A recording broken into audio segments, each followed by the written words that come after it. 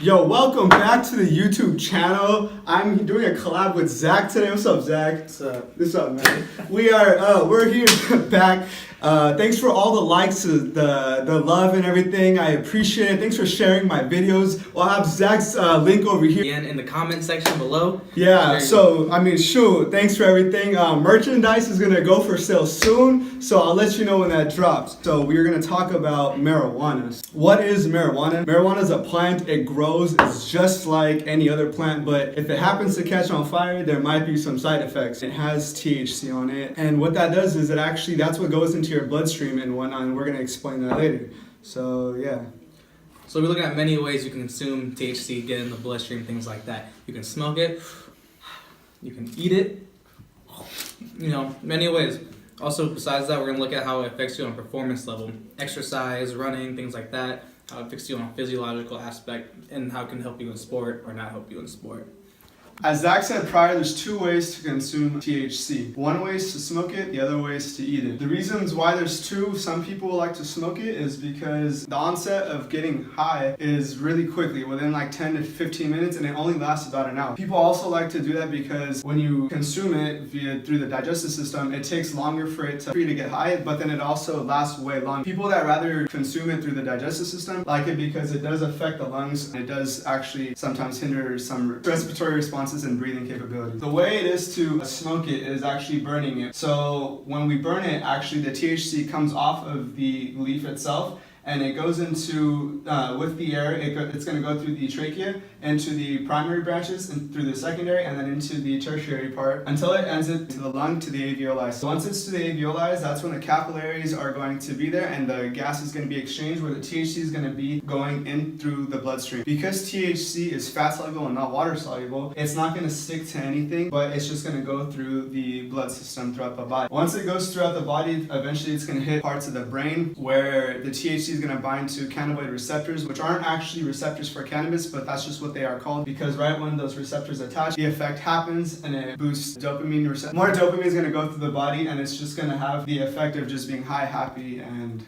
great. The other way to ingest marijuana is through the digestive system. The reason why someone might choose to have it go through the digestive system is that if there's any issues with the respiratory system of that person, they rather would just have to eat the food or the edible instead of inhale it through the lungs. And the food or the edible is going to first start off in the mouth. It's going to be broken down to smaller pieces and particle sizes through mechanical digestion, which is chewing. And this is going to be starting off in the mouth. The salivary glands are going to moisten and soften the food so it can go towards the esophagus for further digestion.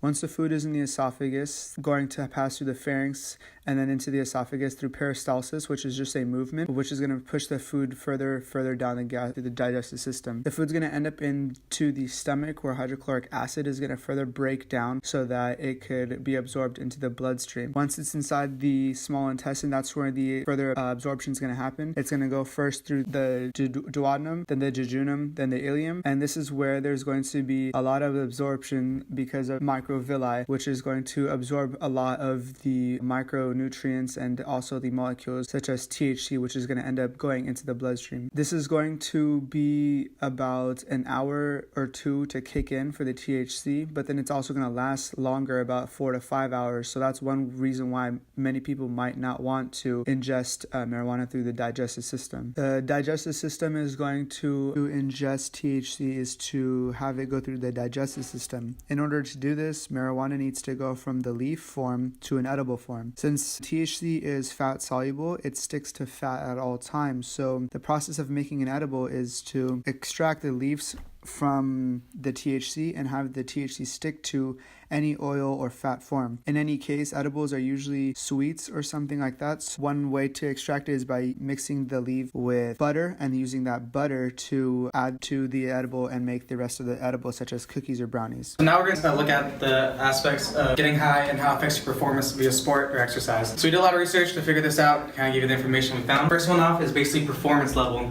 You see a little Arnold Schwarzenegger Jr. over here. So the research we found shows that basically the workload is what's affected, not so much the strength aspect of it or anything like that. When you get high during your exercise, your workload is going to decrease. So say if you can run for 30 minutes normally, you can probably drop it down to like 15 or 20 minutes, for example. That's what's noticed in a lot of the research we found. If they rode a bike, the time decreased from when they weren't high. Another big finding that we found was kind of for the heart rate. Normal exercise rates that we look up here, heart rate just normal bell curve, comes up, comes down, gets you back to steady state.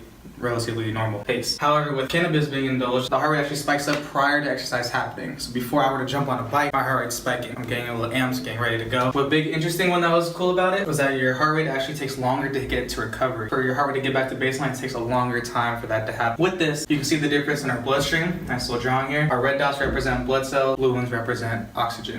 In the normal level, it's about even consistency. Oxygen goes in the bloodstream, refuels the body, gives oxygen to the muscle. However, what our assumption is, based on the research that we looked at, that it's taking longer to get to recovery. There's going to be more oxygen needed to replace the oxygen lost during exercise, refuel everything, get oxidation going. And with this, you're going to increase mitochondria levels. So that's going to bring a lot more energy that can be utilized, better performance later on when you're probably not as high as you before. Based on all this research, we're assuming pretty much that cannabis is more used for a recovery aspect rather than a performance. You hear a lot of athletes nowadays think, oh, they got caught with weed, with X, with Z, things like that. And we believe this is why it's more for recovery. But a lot of it's not during performance, it's an aftermath. Examples, Zach Randolph, Jason Williams, White Chocolate, you got Michael Phelps, you got Tim Lincecum, the list goes on and on and on. So another reason why these athletes like to consume marijuana is because it allows them for recovery, are tired of having pills and narcotics. Wait, is it narcotics? More like a pills to happen. It's more of an addictive aspect when you're consuming pills via it's like oxycodone, for example, or something that's used, or Vicodin to help recover from an injury.